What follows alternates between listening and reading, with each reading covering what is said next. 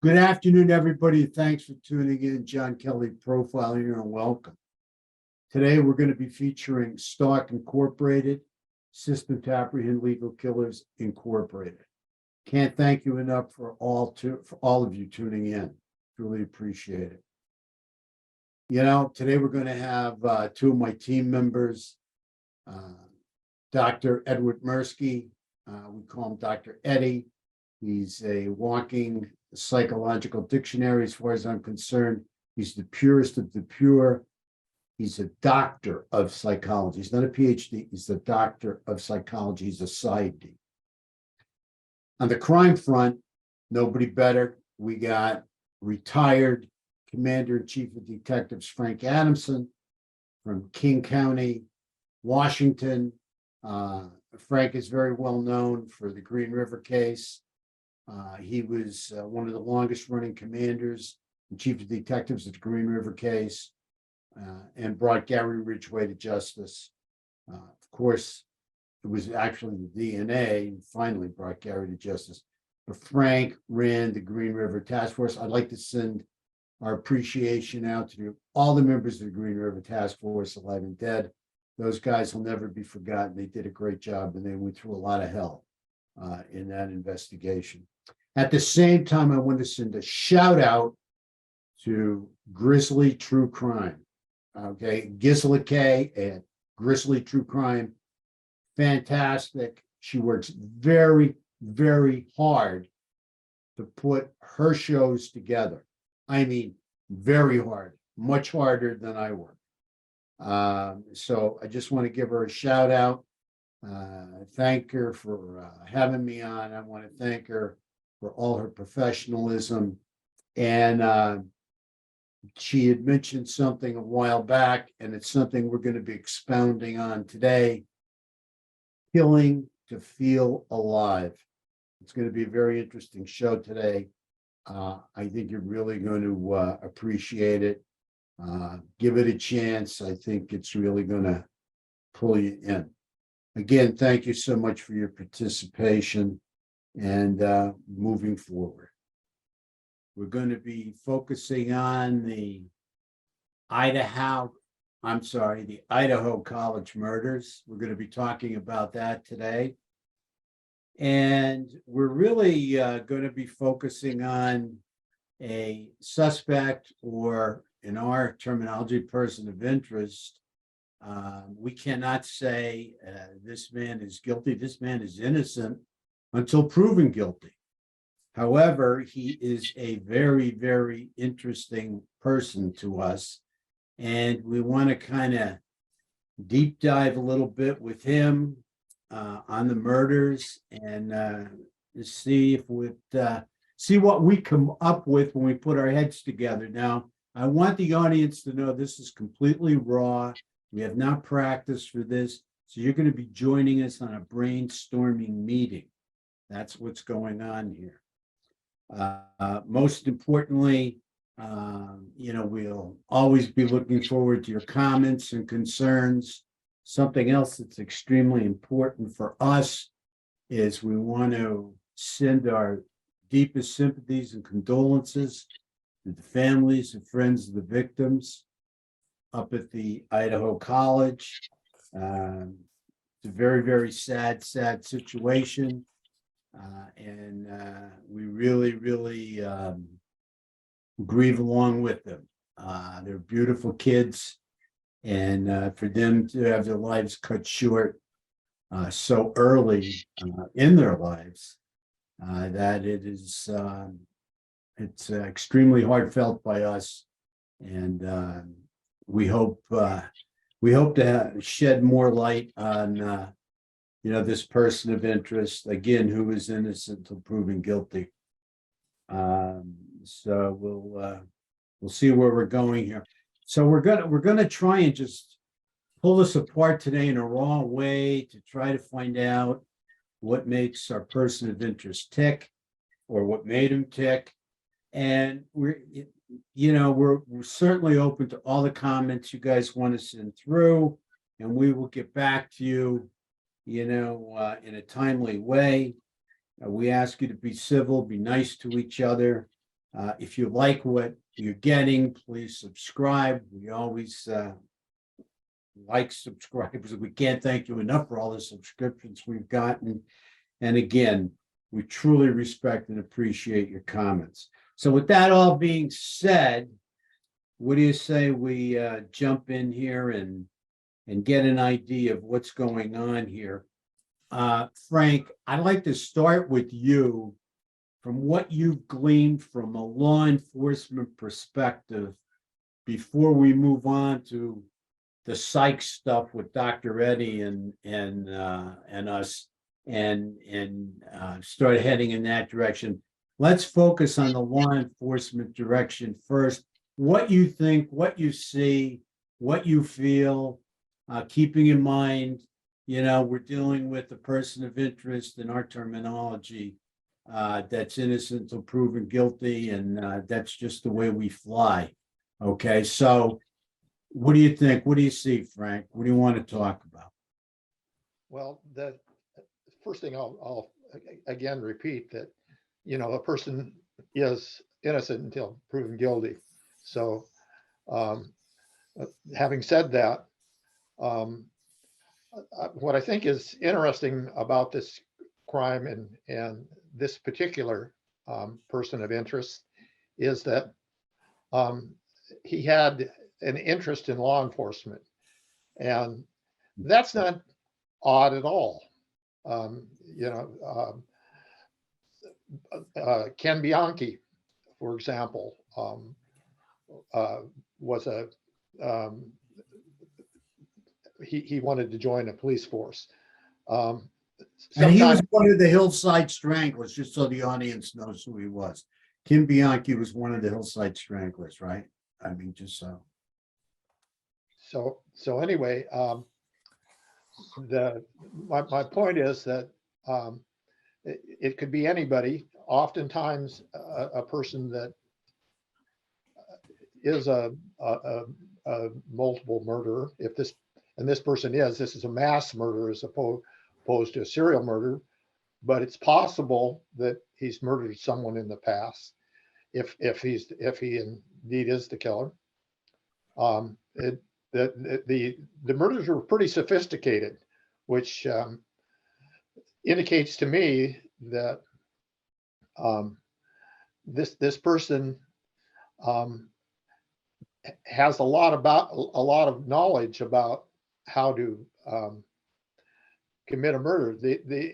The other thing that jumps out at me is, even though he was very organized, in some ways he was also disorganized. Killing someone inside with a knife, you're very likely to leave some evidence in that case, and to kill 4 people inside, even though they may have been sleeping, or some of them may have been sleeping, is, from my perspective, a pretty difficult task. I'm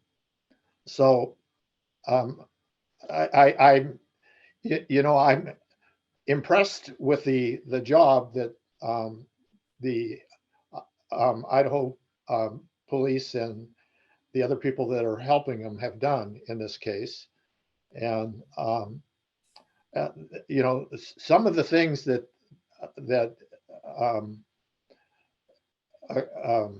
are evident in this case, one would suspect. For example, it's often true of serial killers that they travel a lot, and this particular person moved around a whole lot. You can see that he was at the location 12 times, and the crime scene in this particular case is, it's out of the way. Not everybody's going to be going up that way. It's really at kind of the end of a cul-de-sac.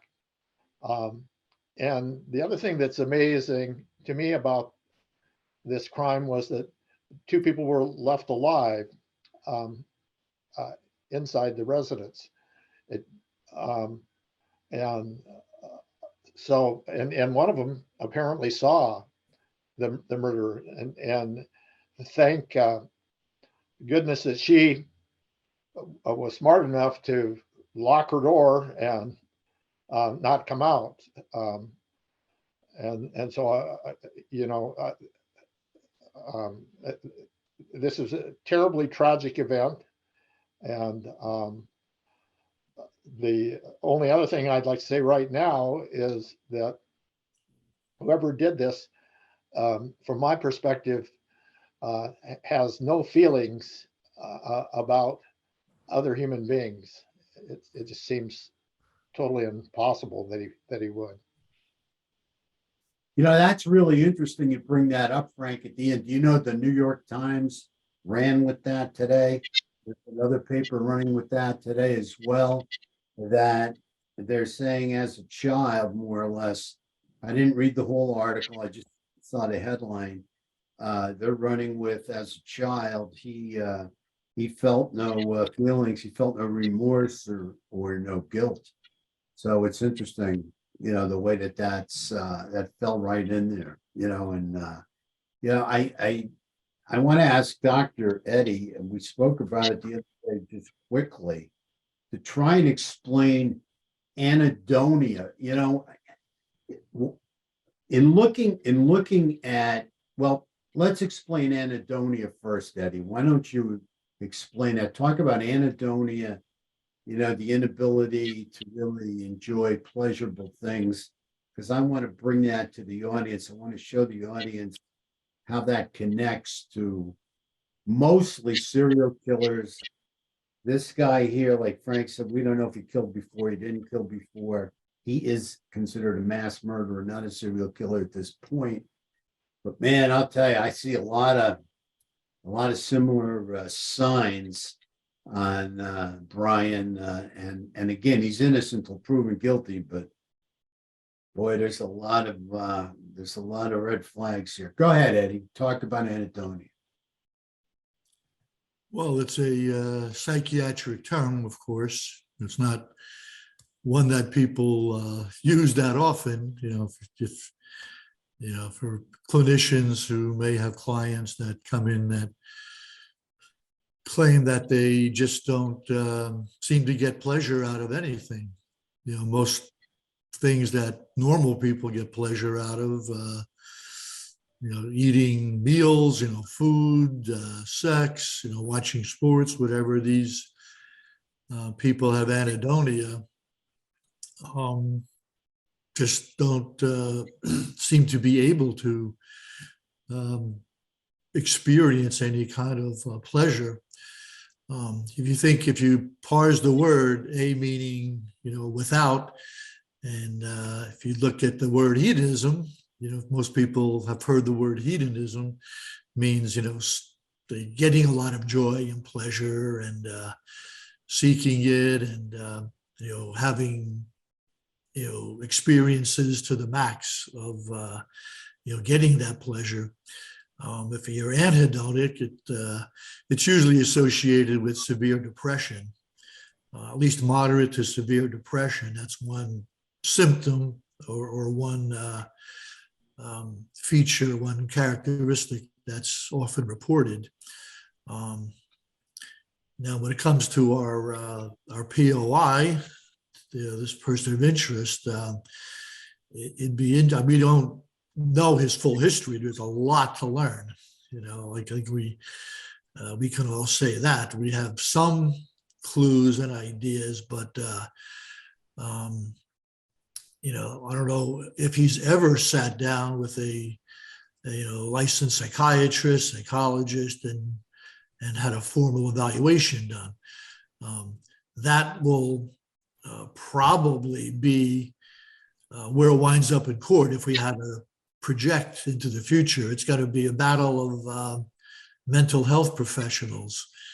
You know, where this winds up, there's going to be 5, 6, 7 people for the defense that are going to look at a psychiatric defense, and there'll be obviously many prosecutors or the prosecutor's office that will say, okay, he may have some issues psychiatrically, but But was he aware of what he was doing? Was it conscious? Was it deliberate? Was it well planned? So we're gonna, it's gonna come down to, in my opinion, the battle of mental health specialists. And then it's gonna, if he is ever convicted, it'll be, I'm not sure if the state of Idaho has a death penalty. Yeah, they do. They do? Okay, well, on the surface, this case would qualify Absolutely. for death penalty. But again, if you could have enough psychiatric testimony, and that, kind of makes sense. And it's up to the jury. I don't know, some states, the jury decides the penalty. In other states, the judge decides the penalty. I'm not sure in Idaho. Sometimes there's what they call a bifurcation. There's two juries. One decides guilt or innocence, and they usually, in some states, they call in a second jury to decide what the actual sentence will be. So I'm not sure how they do it in Idaho, but I think in Arizona, if you remember Jodi Arias' case, she was found guilty, but they had to call in a second jury, a whole new set of people to decide the actual sentence. But from my viewing of some of the case, I think that if you want to look at it from a mental health standpoint, it would seem like there's possibly some degree of Asperger's syndrome, which is no longer a term that we can use, but it's still in the literature. It just means like a high level autism case. But now we're only allowed to say on the spectrum. So you're either like low, medium, high on the autism spectrum. So, if you're not having formally evaluated him, given him any tests, or having him sit down for a long diagnostic sessions, we'll put that on the back burner. But that's my initial impressions of what may be happening with this case. What I find interesting is that, the question usually rises up, did he know if it was right or wrong? Am I correct?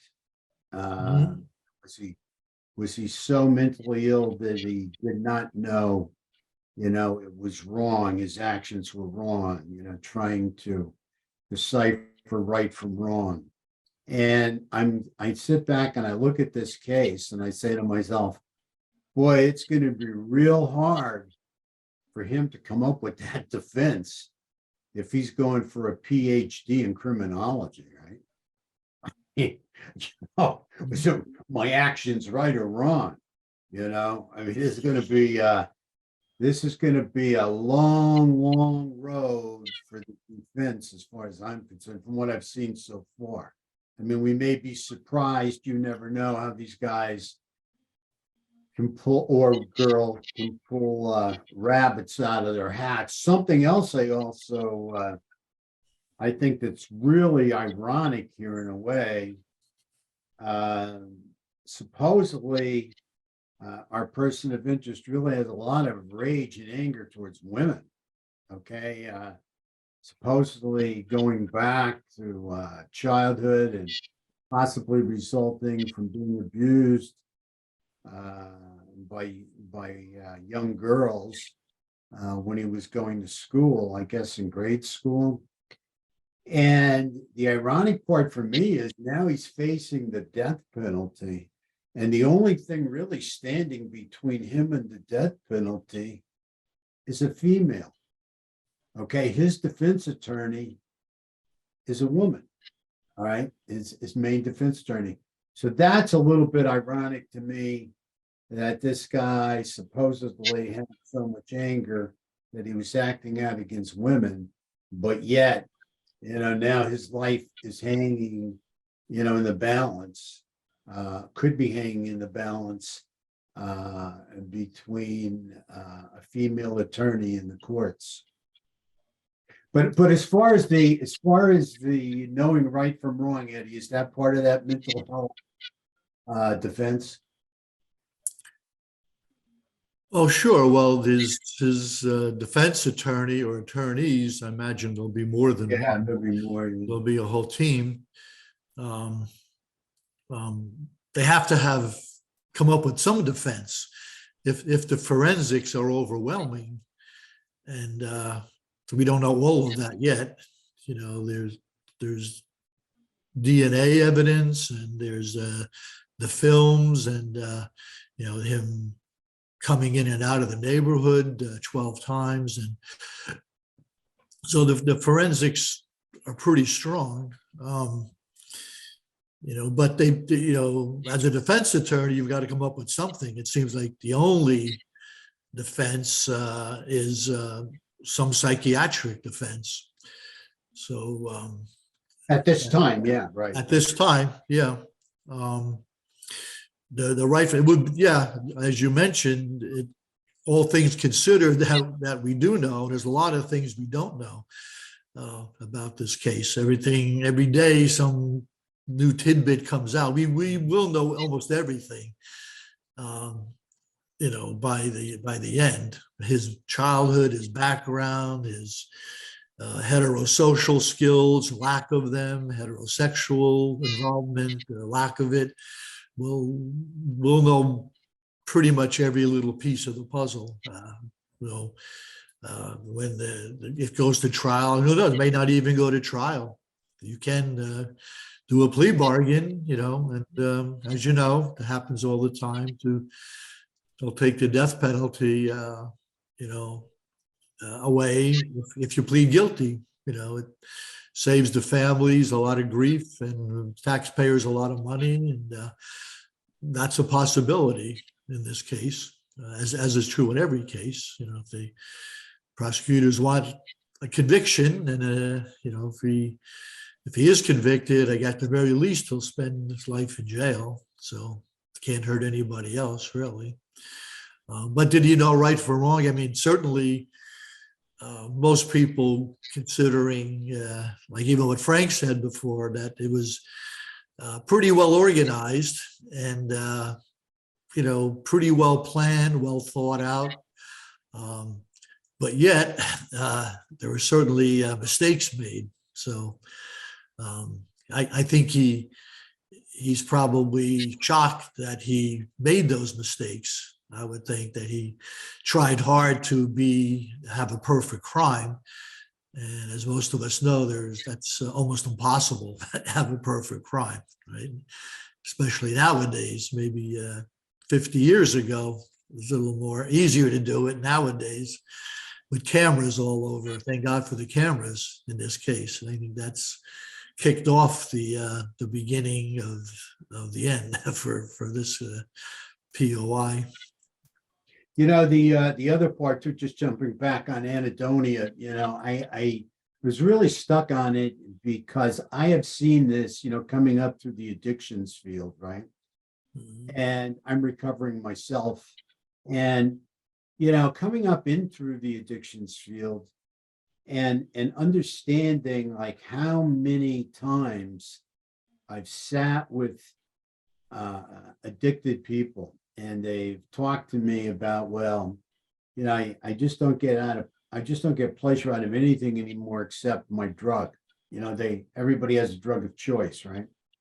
And usually as a person goes into recovery and as time goes by, you know, they become obviously less dependent on the drug and less dependent on the drug for a good time. So they can kind of, once they get their brains together, they can start to, you know, enjoy other pleasurable things. Okay.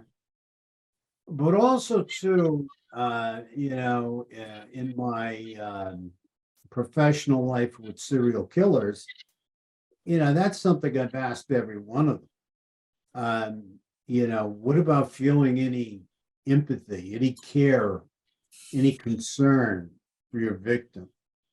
Do you feel any guilt? Do you feel any remorse? And kudos to them for being honest. I mean, they've come straight out and said to me, I can't feel, John, I can't feel remorse. I can't feel guilt. I never could. And I would say, even in childhood, no, not even in childhood, you know. So then, it goes back to, well, where did this take place? And we're back to nature or nurture, right? So we know that, the mass majority of people that have been abused in childhood do not become serial killers. But we also know that the vast majority of serial killers have been abused in childhood, right? But this answer the question about anhedonia, because something you told me years ago, and I kind of took it with a grain of salt. I've really bought into it since then, is the genetic connection, okay, or the genetic predisposition to psychopathy, okay, let's say, all right. So now it's come to a conclusion where there does seem there is a genetic connection, but also, when a child is being born, a child is in the formative years, and you have all these brain chemicals, these neurotransmitters coming together. And, you think the formation of the brain would have something to do with the child's environment, okay? Because the primary directive of the organism is to survive, correct? Even as a baby, before you even have memory, and tell me if I'm wrong, but your brains are forming, so these neurotransmitters are coming together.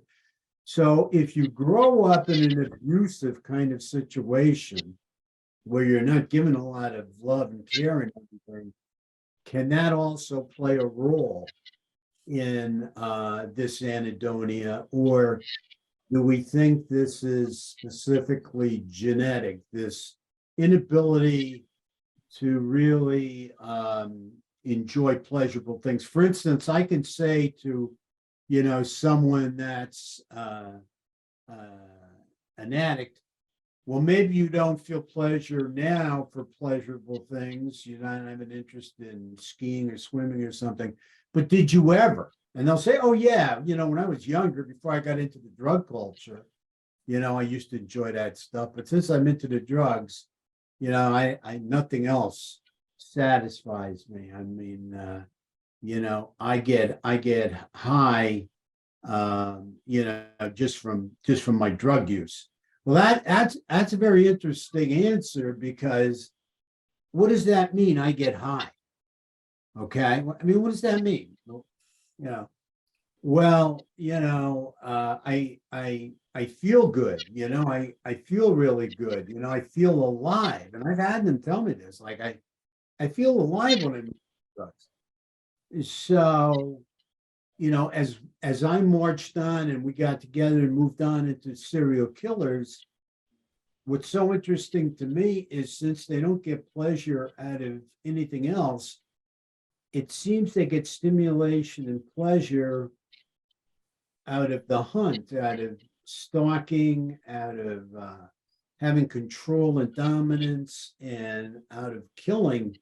So it's like they're getting their pleasure out of the forbidden, if you will, like, and I think that blends into psychopathy. I mean, how do you see that, Eddie? How do you see that,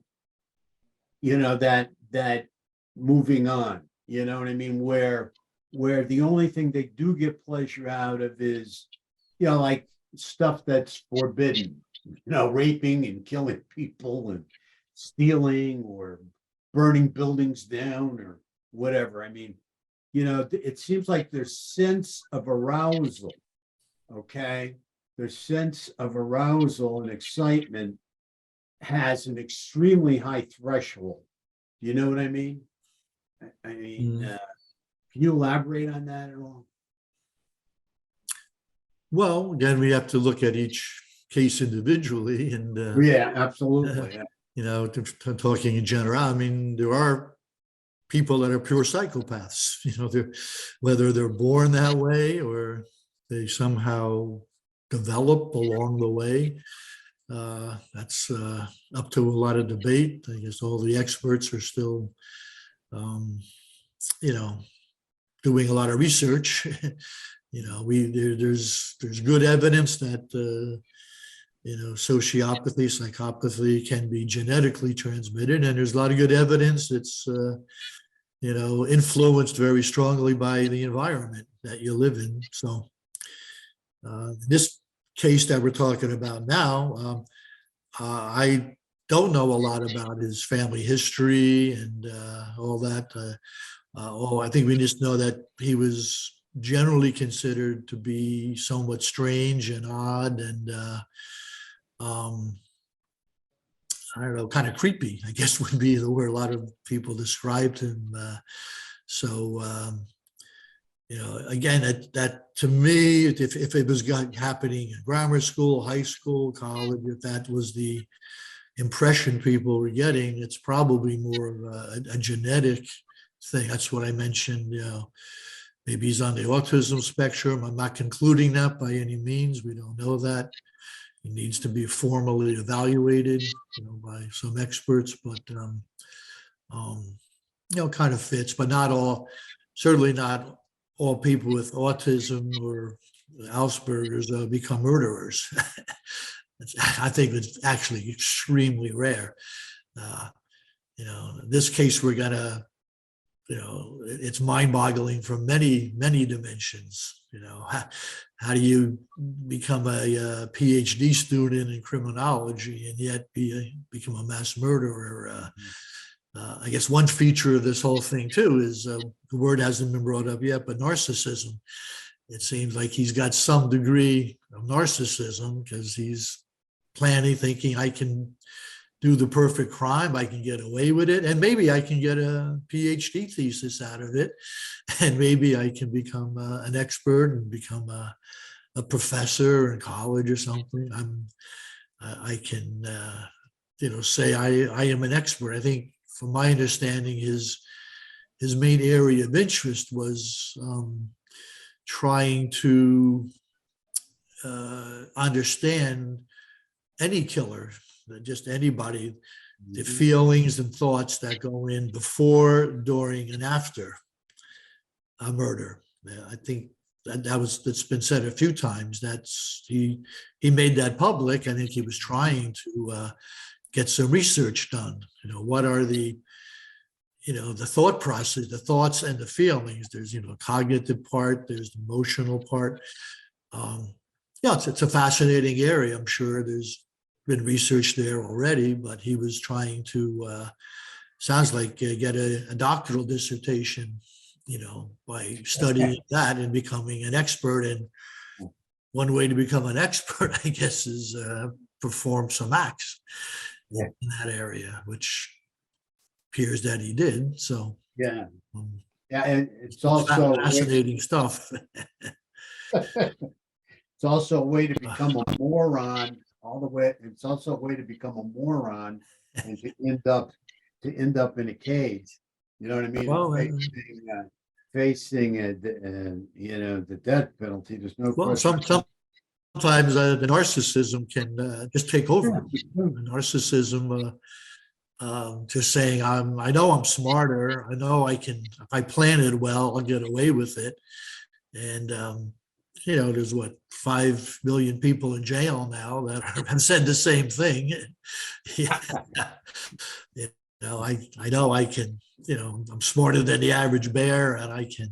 I'll pull this off. Other people have failed, but I've done my homework. I mean, I'm actually. I got the degrees in criminology, or getting a degree, so I know I can do it. But he's apparently wrong, and could be a lesson to some other people. He may be a psychopath, but you don't have to be a moron too. That's right. You don't have to be a moronic psychopath. And you did say, so, see, this case is so clinically rich. And I want the audience to know that there's going to be a lot of stuff, like you said, popping up on this. I mean, you have addictive illness going on here. I mean, supposedly at one time he was a heroin addict. You have a severe eating disorder, supposedly going on here. At one time he was over 300 pounds. You have childhood trauma, child abuse taking place here. Supposedly he was bullied, okay, when he was in school. Then you have explosive anger that has taken place, supposedly, which we've seen all the time. People that get bullied become bullies. People that, or hurt kids end up hurting kids. I mean, it's this never-ending cycle. Then we have, a person having extreme narcissism from what I could see, and then moving on to shall we say a new high that I have not seen before, where somebody progresses like this to the point of being a possible homicidal psychopath. I don't know. We're going to have to wait and see. He's innocent until proven guilty, but these are the charges that are leveled against them. These are the allegations.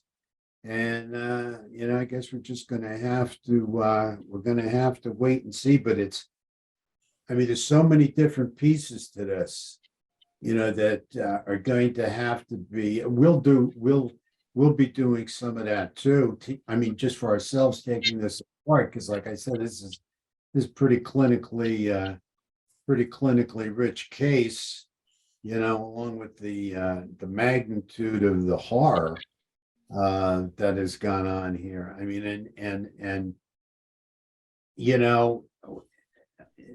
The tsunami of victims, the family, the friends, the dog was a victim. It just goes on to college. How many kids at that college were traumatized, knowing they might have a psychopathic murderer on the loose, were living in fear for as long as they did, and traumatized, trying to get their schoolwork done. This thing is just like a tsunami of horror. You know what I'm saying? This case reminds me of a little bit. I forget the person's name, but if you remember, in Canada several years ago, he was the director of security for the whole country. Frank may know the person or remember the case. The Air Force Base? Yeah, he was a serial killer, right? Yeah, Frank probably knows. Yeah, but he was director of security for all the dignitaries, for very high-ranking position, the highest one. Commander. He was a commander. Right, commander. Yes, like I don't know the name or all the details, but it's be like the last person in the whole country of Canada you might think might be a serial killer, right? There's, his family man, wife, kids, but he's out there murdering. He's a true serial killer. I don't know how many exactly. Maybe Frank might remember the case, but it was like, like this, similar to this case here, like, he's got some ingredients that might lead to, some serious crime, but not mass murder. But did you remember that case, Frank, at all? The one in Canada from years ago? No, I don't. But as you're talking, I'm thinking, why in this particular case did this guy kill these particular girls, and why were they? Why did he pick those victims? And was he targeting one? Did one make him angry in the past for some reason? You know, I mean, even the location of the murders. I mean, he's in Moscow, 10 miles away, you know, and it didn't happen, you know, that night. I mean, he'd been planning this for some time, whoever did this. You know, he's coming back and forth to this house if he's indeed the killer. And it's a difficult house to get into, you know, so you think, you know, did he have a sense of grandeur? Or you know, and wanted, like you say, do the perfect crime, or was it more targeted? And I kind of believe that he was really targeting a couple of the girls, and that's why he didn't kill the other girl. That's why he didn't break into that. He had to get out of there pretty fast, but he could have done that. He could have broken into her bedroom and killed her. He didn't do it. He left. I mean, we got to think about all these things. Was he really out to do a mass murder? Or was he just going to murder anyone that was, you know, around the victim that he had pre-planned to murder for whatever reason? She rejected him, did something else. I don't know, but I think those questions need to be answered in some way. Absolutely. This was Colonel Russell Williams. Sorry, Eddie, but Okay, go on. Colonel Russell Williams. Do you remember that case? To some, yeah. I mean, he was, I said, one of the highest ranking, maybe the highest ranking, and his job was security to protect people, dignitaries, I think, coming in, any, you know, foreign diplomats, you know, and, you know, kind of the last person you would think would become a serial killer. I'm sure highly educated, highly trained, and he did a lot of damage. And I don't know if they have a death penalty, Canada, maybe in jail. No. Okay. Well, he just got life, I imagine, but almost with every single case, which we doing this for many, many years, we sometimes are shocked and surprised, and other times it makes sense. You know, the backgrounds had the trauma, maybe you know, the bullying and the rejection, possibly. You know, some of it hangs together psychologically, and then we're always throwing a bunch of curveballs too, like what, how could he have done this? Or you know, so there's a lot of whys. Why targeting these people? Or you know, it'll probably all be answered. That's how we will have all the answers. That some may take, you know, it'll come out at the trial or even after, but we'll get pretty much all the answers, and just we'll add it to our casebook history of another one that seems to be odd and strange, and almost like the POI himself. It's very odd and strange in many ways. See, I agree with Frank too, as far as you know, one or both of these girls were targeted and stalked, if not the three girls. I don't think Ethan, God bless him, was stalked, but I mean, I think the girls somehow, somewhere, he came across them, and they created some kind of spark of rage in him. I don't know if they reminded him of girls in his past. I don't know if this was a sexual situation. We've kind of talked about this a little bit. You know, we've never seen a picarist do a mass murder like this. I mean, we could make an argument, Frank, the fellow you brought up who had the nurses, what was his name that killed the nurses? Richard Speck. Richard Speck, yeah. I'm pretty sure. Yeah, I mean, but that was not the same as this. That was not the same as this. I mean, you could make an argument he might have been a picarist, but I don't know. I don't know about that. I really don't know. Of course, Jack the Ripper was, you know, the most well-known picarist of all time. But you know, we've come across a couple picarists, you know, in our travels. The Connecticut Valley Killer, the first show we did for Dark Minds. I mean, he was a picarist. I mean, but a picarist, and this is where my dilemma comes in. We have never ever come across a picarist that's a mass murderer, except for the possibility of spec. What do you think about that, Frank? Have you ever come across a somebody that's killing with the phallic symbol and using it as an extension of themselves or a penis or something to try and get sexual pleasure out of stabbing a woman, that was a mass murderer? I mean, I don't think Speck was, but I'd like your feedback on Speck, if you thought he was a picarist.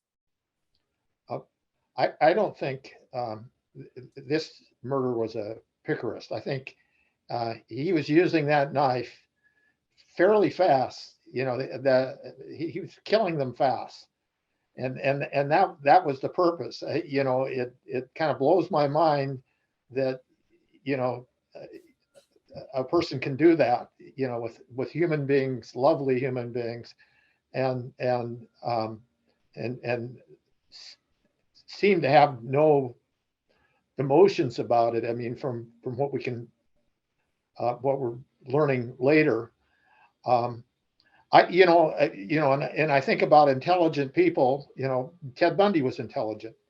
Ted went into sororities and to other places before he was,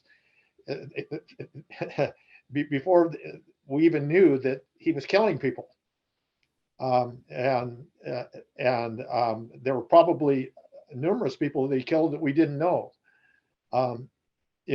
This guy seems that if this is the right suspect, he seems organized in some ways. I mean, to pick some students away from his campus and on this other campus. I have some direct connection with both campuses because my sister went to Pullman and graduated from there. My brother went to University of Idaho and graduated from there. And I have a nephew that is a professor at Pullman and probably has been in the same building as this particular person. But you just have to think, what was this guy thinking before? And from what I've read, it seems like he showed up after too. That happens a lot of times on the crime. A person will come back, they're interested in trying to determine, if what the police know, what other people know about the crime. That car was just going back and forth in that area, but over a period of time. This wasn't the last minute, where the person just simply lost his cool and killed someone because he was jealous or something. When you look at how calm this guy is, it's almost like he has no emotion. And again, you think about the psychopath. But I would like to know a lot more about the individual that perpetrated these crimes. And when you talk about again, going into the non-emotion, the first time I met a serial killer, which was Henry Lee Lucas 20 some years ago, but met serial killers after that up close and personal as well. I mean, the flat affect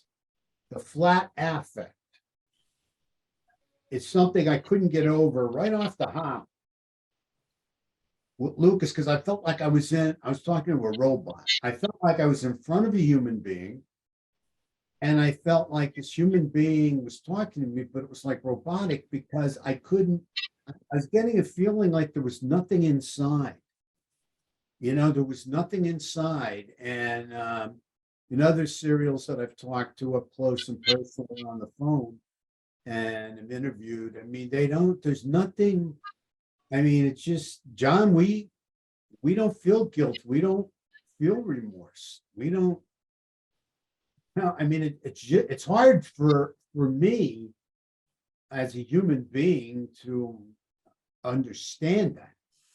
It's hard for me to understand it. It's hard for us to understand it. I mean, we had the one guy, Keith Hunter Jesperson, saying, we walk around you and we're aliens walking around you pretty much, more or less. And, you know we're different from you. We know, that you do have emotions, and what's interesting to me is how they don't have guilt or remorse, but they learn how to manipulate with guilt or act charming with remorse. Like they're good actors. I mean, they're good at taking other people's feelings and using them against them, even though they don't have feelings themselves. Frank, the one thing that jumped out at me, and you brought it up a while back, is not in childhood, because there's information out there about this young man in his childhood, or this man when he was young in his childhood, and not feeling empathy for other people or whatever. And then there we have Gary Ridgway. Do you want to talk about what he did to that young child, that kid that he almost killed? Yeah, I think that's the Ridgway case was interesting, because at some point in his life he was 14 at the time. He wondered what it would be like to kill somebody, and he picked an 8-year-old child, and again he did this up close and personal thing in that he was using a knife. Luckily the child didn't die. It was never reported at the time. So he goes on years later to kill in excess of 49 women.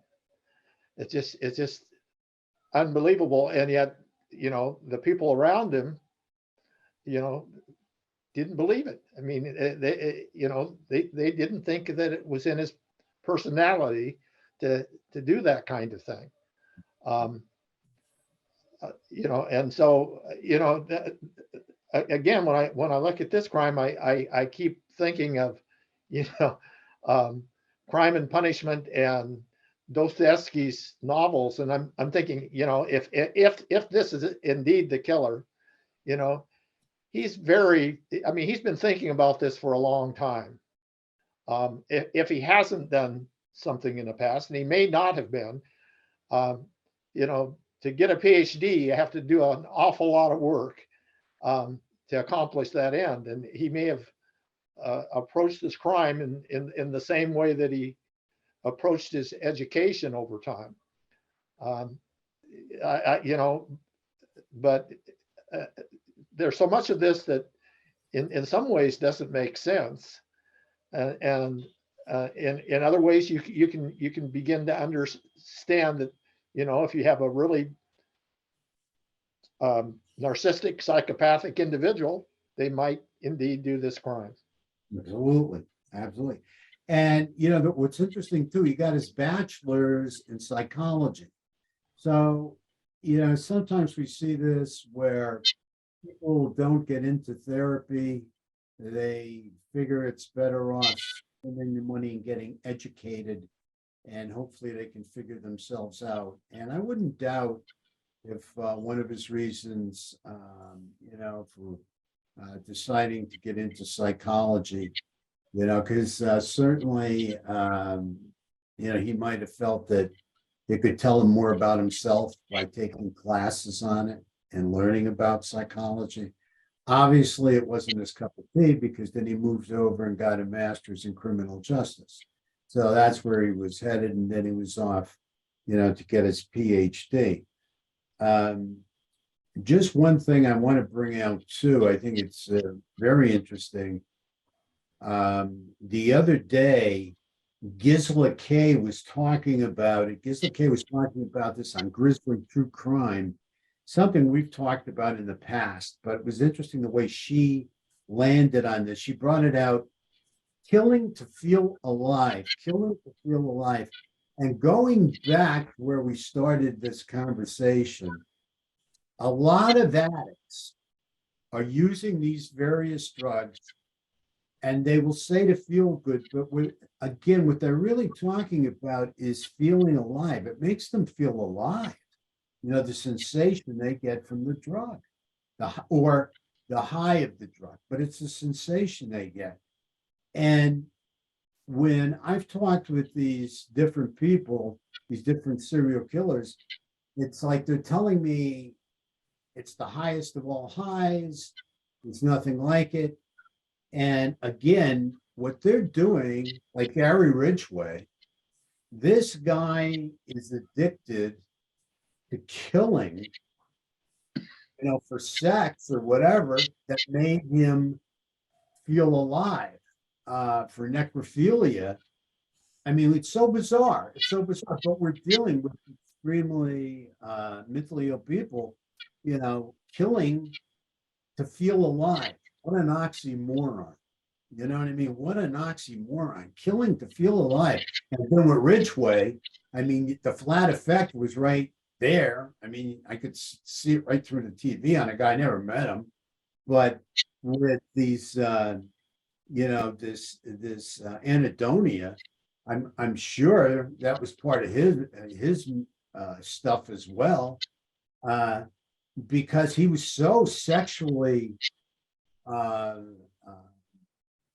addicted. I mean, you're talking about extreme sexual hyperactivity with Gary Ridgway, which you've mentioned, you brought out.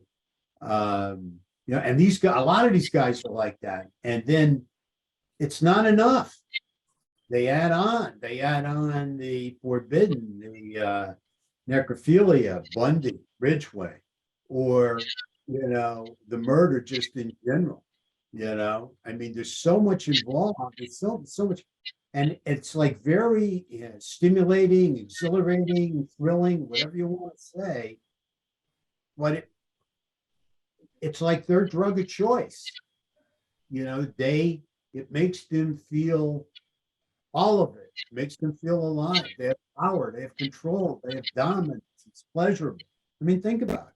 I mean, they have, everything they're looking for there, and the buildup, in their heads, like foreplay, the stalking, and then the abduction. I mean, there's a lot of, their whole con, if you will, to get the girl into their control zone. They find it very stimulating. So I as far as killing to feel alive, I think that's a good point. I can't say that with this case. I can't say it. We don't know enough, like you said, Frank. We don't know enough. But I can say that based on the information that's come out, that he was a heroin addict, and that tells me a lot. I mean, we've got the addictive illness here. We've got the overeating here. We've got all the eating disorder. I'm sorry. So we've got a lot.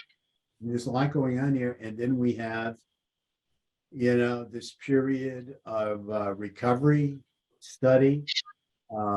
Seems we have some obsessive compulsive behavior with this veganism and stuff like that. I don't know. We're gonna have to learn more about that. And then we have this, the stalking of these girls, and it looks like he did stalk these girls. And maybe he didn't kill before. Maybe he's never killed before.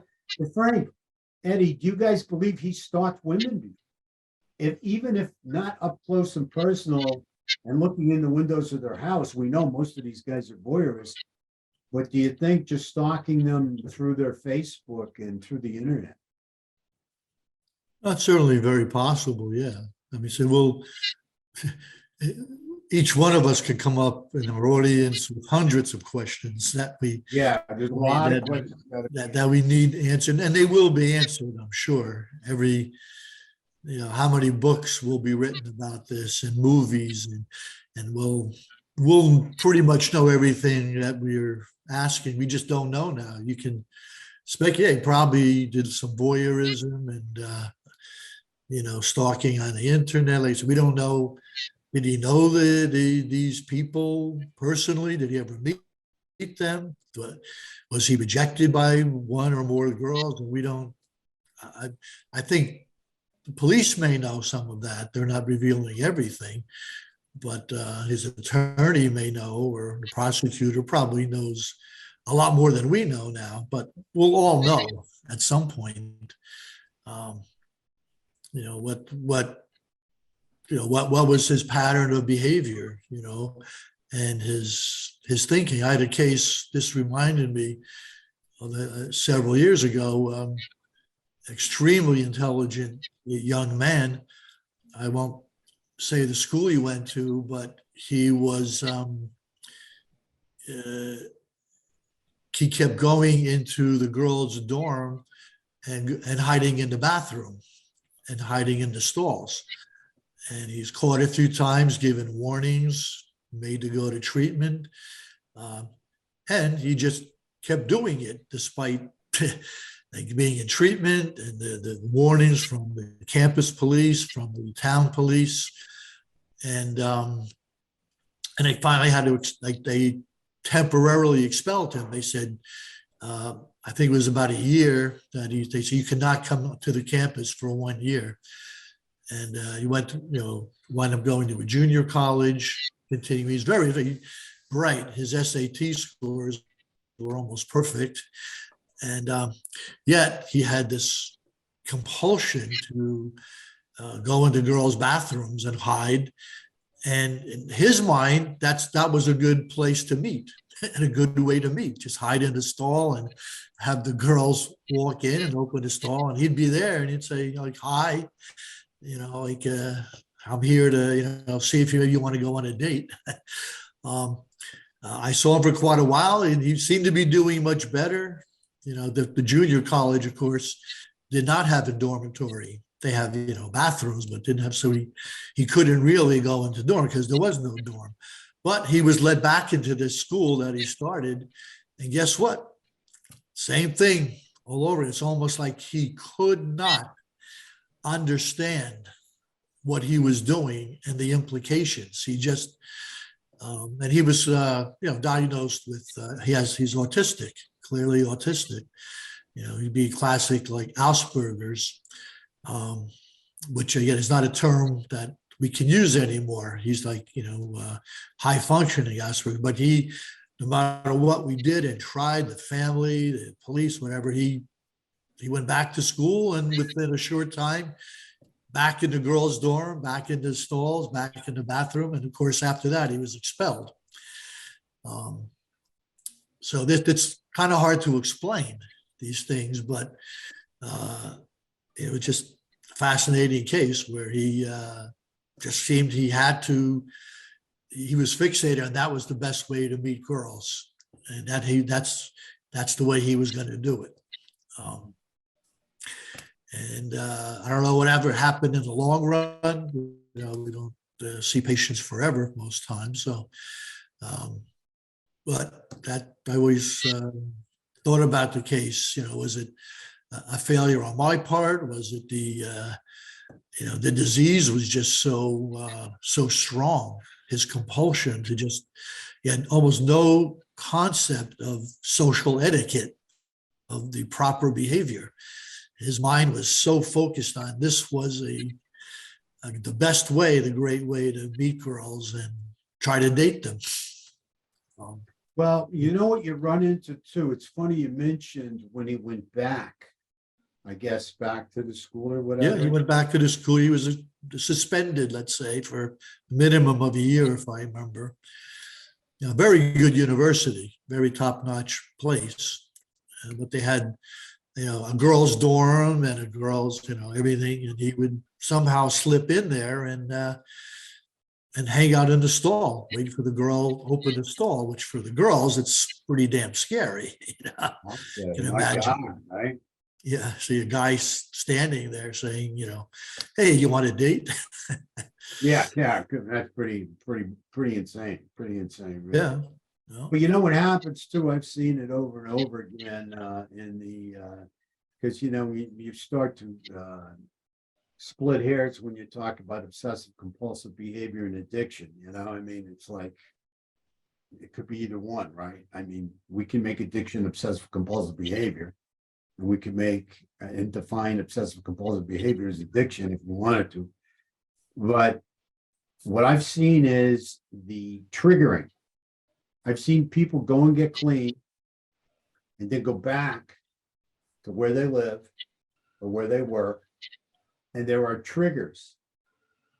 They can be auditory triggers.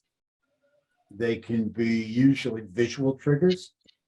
I mean, I know a guy that was, clean for many, many years and was an IV heroin user and was on his way to New York and saw the Empire State Building, and that reminded him of a spike that he put in his arm, a needle, and he relapsed and went back to shooting heroin.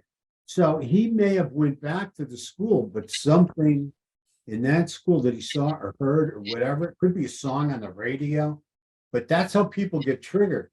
And that's why I said early on with the girls up there, we're trying to figure out why he would target them. And the question we have is, what triggered him to go after those girls? Did they remind him of somebody from his past? Was it just revenge, or was it sexual indeed as well? Because they're beautiful girls that was he following them? So there is more to be revealed here. There's no question about it. But it goes back to, what were the triggers that set him off, that set off the planning and everything. Like when Frank was talking about Gary Ridgway and the young boy, I guess was 6 years old or 7 years old. Gary wanted to feel. See, he wanted to feel what it was like to kill somebody. Like I don't know what he felt as a human being at that age. My guess is not much, sex or whatever was enjoyable. And I think he went off to the Navy, but he wanted to understand a feeling. What is it like to kill? That's pretty absurd. Think about it. You know what I mean? Just to kill a young boy. I want to know what it feels like. I can't, it's just bizarre to me. It's just bizarre. But, these are the people that, commit horrific crimes, and we turn around and say why. And then when we think we've heard it all, or we've heard the last one or the most bizarre thing, then something else pops up. And certainly I don't have to tell you that, Frank. You've pretty much seen it all. So, it's just a sad situation for so many of the victims, their families, and their friends. Is there anything else anybody wants to say or think we need to focus on that we haven't focused on, today? I think we covered pretty much all of it. And I want to get more to the bottom of, see what's at the bottom of killing to feel alive. And what was this guy's reason? Like Frank, you mentioned we see organization, but then it seems like there was no organization. He came unglued. We know about a knife sheet. We know the knife sheet was up there. It was an empty knife sheet. We know they found his DNA on it, right? But yet this witness that saw him come down the steps, she identified him as having a mask, being dressed in black, having, real bushy eyebrows, dark bushy eyebrows. But she didn't say she saw him with a knife. So Frank, what's your thinking? Okay. He leaves the sheet there. I mean, again, I'll use the analogy. If it was a gun, he'd put it back in the holster. a knife you put back in the sheet. So he leaves the sheet there, and now he's got the knife. They looked all over, they couldn't find the knife there. He put it in his pocket. Does he have another bag? Is he leaving the night sheet out there as some form of staging? It's convenient next to the girl's body. You know, could it be staging? Like, go look for a Marine. Go look for, somebody that would use this kind of knife. Get off my trail. Don't look at me. Look at somebody else trying to send the cops in a different direction. Or, because he just walks right by the girl and out the door, and she sees everything, but she doesn't see him with a knife. So would he put that in his pocket? Does he have another sheet for that knife? I mean, we have all these questions. I just want to know your 2 cents on it, Frank, being a pro in this. Well, what I would speculate in this particular case is that probably where the chief was, where the first girl or person that he killed, he took the knife out of it. He's killing this person. He's going to kill another person, and he's going after someone else. He's not even thinking about the chief. I'll come back and get that when I need it.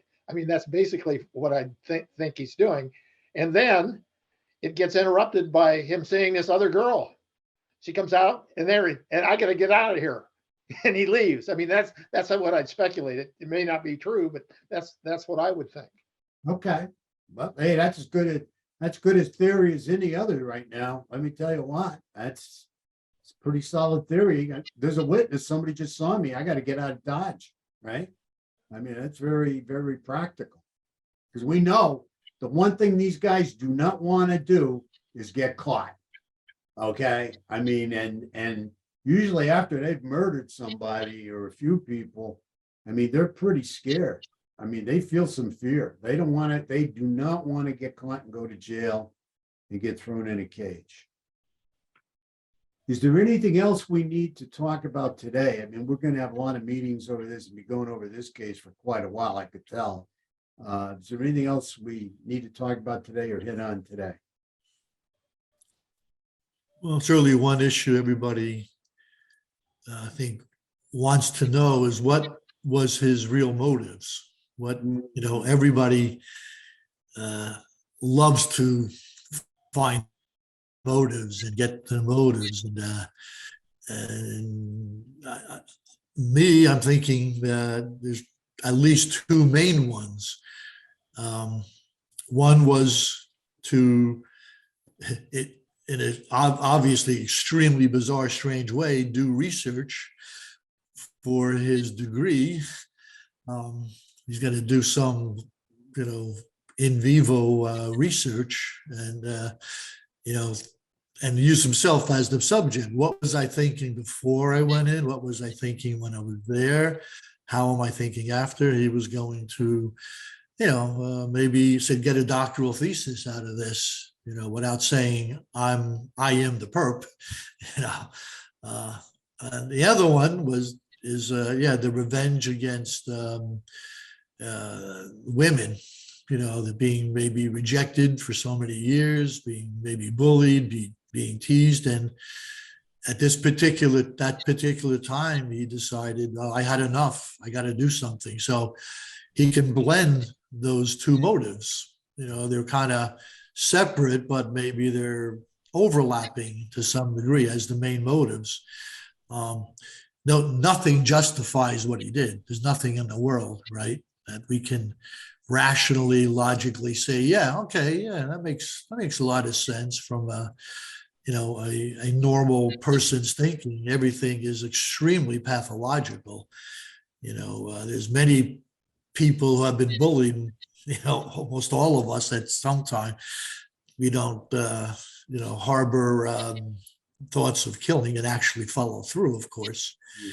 There'd be none of us left on the earth if that were true. But I was just thinking, that's always a main topic. What's the motive? And there can be multiple motives.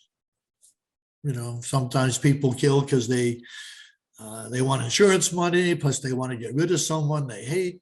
and they can fantasize a new life, and they can have multiple motives.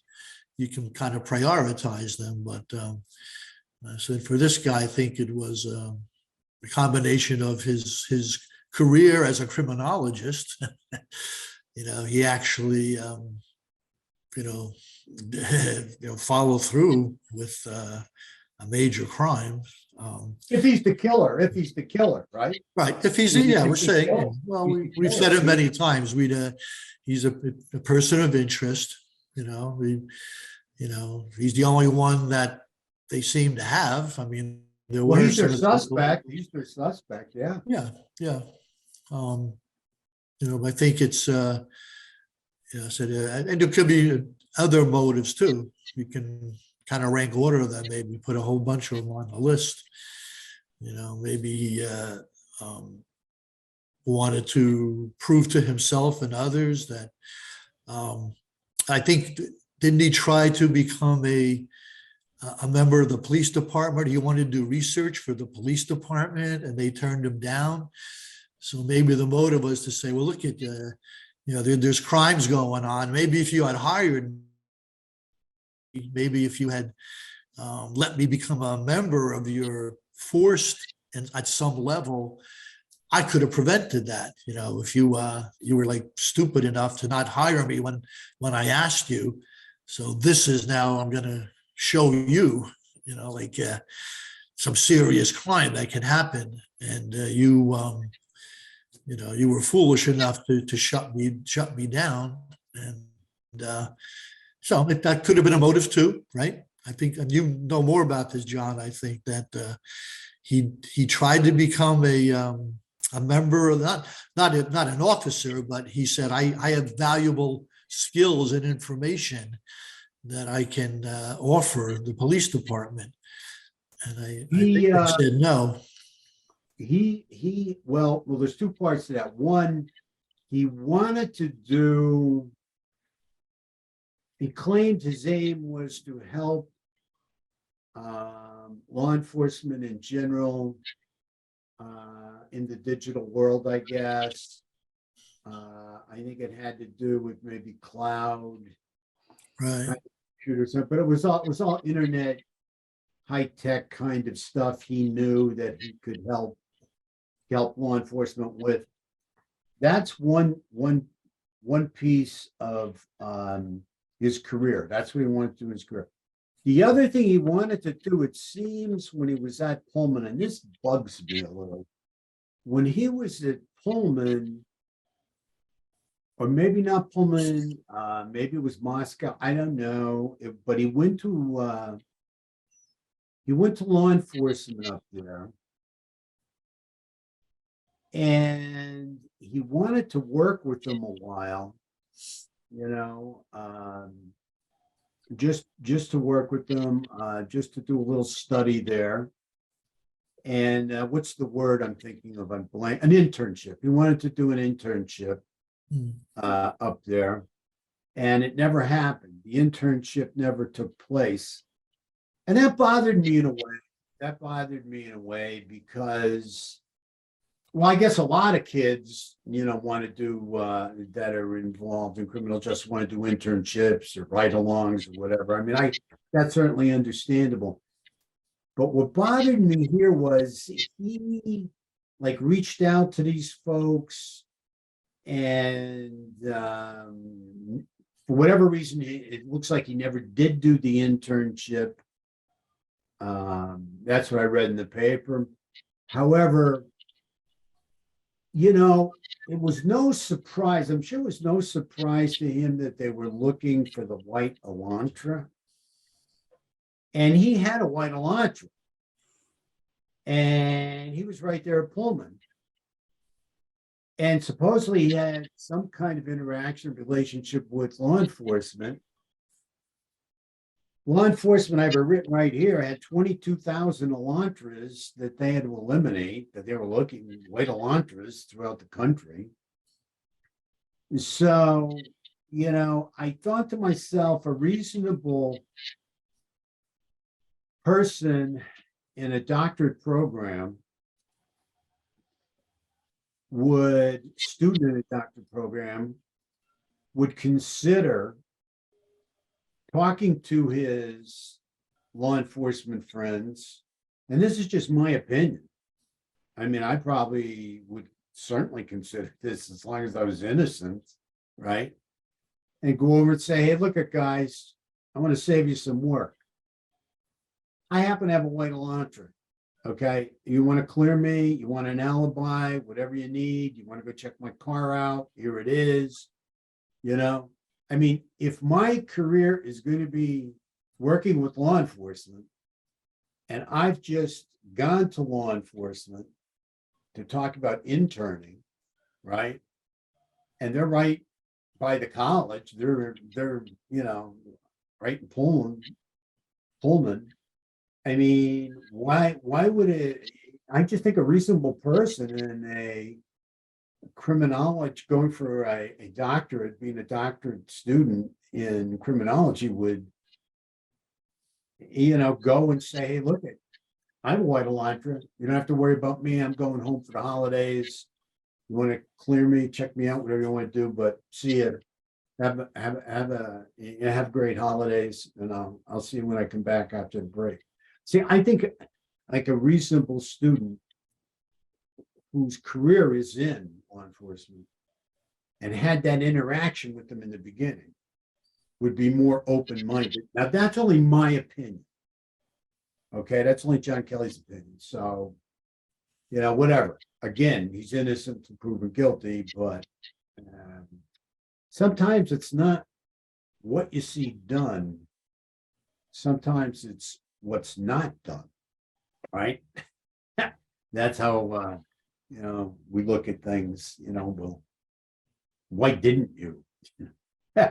So I don't know, but that's where we're at. Do you have any thoughts on that? Sure, it makes some sense. Yeah. I mean, we know my understanding, he did switch license plates or Well, registration. yeah, talk to Frank about that too. Go ahead, finish and talk to Frank about that. Because Frank brought that up too. That's a point of interest, that switching of the license plates. I don't know if Frank has anything to say on it, but it just, I believe, gave the police more, assurance that they're on the right track. When they discovered that what he did to kind of modify his I guess actual license plate and registration. He went around and changed it from one state to the other. I don't know the actual details. Maybe Frank knows, but it certainly would pique the interest, yeah, law enforcement. So I don't know if Frank wants to, if you know more details about that or what he actually did. Frank, do you have anything to say on the changing of the license plates up there? John, what did you say? I'm having some trouble hearing. That's okay. Do you have anything else you'd like to say about the license plates? Remember the license plate switching up there? Yeah, well, when I was thinking about the license plate, he might have done it for a number of reasons, but the switching of the license plate, he might have believed would lead the police to believe that it was a different car than the one he was continuing to drive around in the state of Washington. I mean, so, I mean, when it's got a Pennsylvania plate and you're in Idaho or you're in Washington, it's not usual. I might see a California plate all the time or an Oregon plate, but I rarely see Pennsylvania plates. So it kind of, and then you have the color of the car and the make of the car. Everything zeroes in on what this person's doing, and what he wants to do if he's the killer is to not get caught, like you say, and to essentially stay away from potential contact. As I'm thinking about this too, I think he also wanted to be a part of a police department. I was thinking that, you know, a lot of these guys want to be are wannabes, or they're security officers, or they do He other was kinds. one. He was one. You're right. He was one. Yeah. Yeah. So, Security. and you know, and having come from a fairly large police force, you know, we a certain percentage of our police officers, a very small percentage, but some of them are there for the wrong reason. They learn about criminality, and they can perpetrate it easier than they could if they weren't part of that department. And so those are the bad actors. There's not many of them, but and they often get caught. But again, you know, why am I interested in police work? Why am I interested in criminology? It might be that I'm using that as a ploy to be able to perpetrate my crime.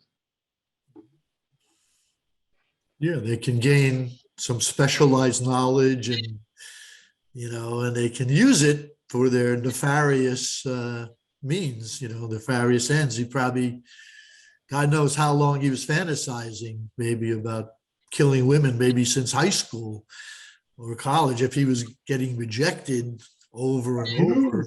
Abused too. He was abused. Women were abusing him. Right. Yeah. Yeah. So he, you know, he was probably just building up. And like I said before, he said, maybe this is in his mind, the perfect time. You know, the opportunity, the perfect place, the perfect time. I can maybe I said before, maybe I can get a PhD thesis out of this. You know, always looking for topics, and I can also get some revenge. You know, it's the simplest motive. And you're going back to, you know, the Bible and Adam and Eve and everything. It's like, you know, he said, you hurt me somehow, and now it's my turn to get you back. Just revenge. You know, was it Cain and Abel? I think in the Bible, one brother killed the other. I think it was some kind of jealousy of some kind. I'm not a biblical scholar, but you know, the motives are kind of primitive, but they still are powerful, and they still exist. You know, like I said before, some of the motives might be to, you know, that's, you know, when we said this anhedonia concept, they may not get any pleasure out of the normal areas that most human beings do. You know, there's millions of people this weekend are going to watch football, right? That there's a lot of games today, tomorrow, Monday. They're going to get a lot of pleasure out of seeing these games, right, and watching them. And that's, you know, considered pretty normal. It's harmless. Nobody's, you know, getting hurt. But these people, their pleasure centers seem to gravitate toward bloodshed and killing and the control and power. That's their choice of achieving some stimulation and some pleasure. Is it considered very sick, pathological? Of course, but that's you know, the nature of psychopathology. It's at least the psychopaths, they're off the charts in their thinking and their behavior. You know, it's way off the normal routine of human behavior. So, Killing to feel alive. Right? That's how we started this whole thing, killing to feel alive. Quoting you the other day, Dr. Reddy, you said, you know, he might be in a doctorate program, but along the way through his on his journey through education, looks like he missed a few classes. Well, he definitely missed a few classes, or, you know, maybe should get some tuition money back if in fact he's the killer. We'll see. Time shall tell us all. More will be revealed, and we're going to be with it and with the audience, all our fans. It's a great audience we have every step of the way. Every step of the way will be, it takes us a while to report. As you can see, we try to brainstorm and comb through everything and not leave a stone unturned before we put it out there. So I want to thank everybody. Is there anything else anybody has to say before we wrap it up? No? Yep. Okay, well, we'll get together after I close. Go ahead, Ed. You want to say anything? No. No, I think we're covered a lot of stuff, so. Yeah, we covered the top field. Now we have to see what's underlying, and like I said, everybody said more will be revealed, you know. So thank you all for listening to us. Thank you all for joining us on our brainstorming session, for deep diving with us. We really appreciate it. This is System to Apprehend Lethal Killers, Stock Incorporated. And, we're on the John Kelly Profiler site. Okay.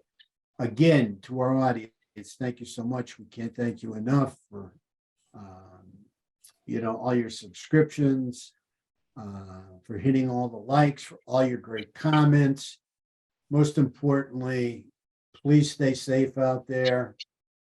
This is a very complicated and sometimes extremely bizarre world we live in. Please take care of yourself and have a wonderful day. God bless. Thank you.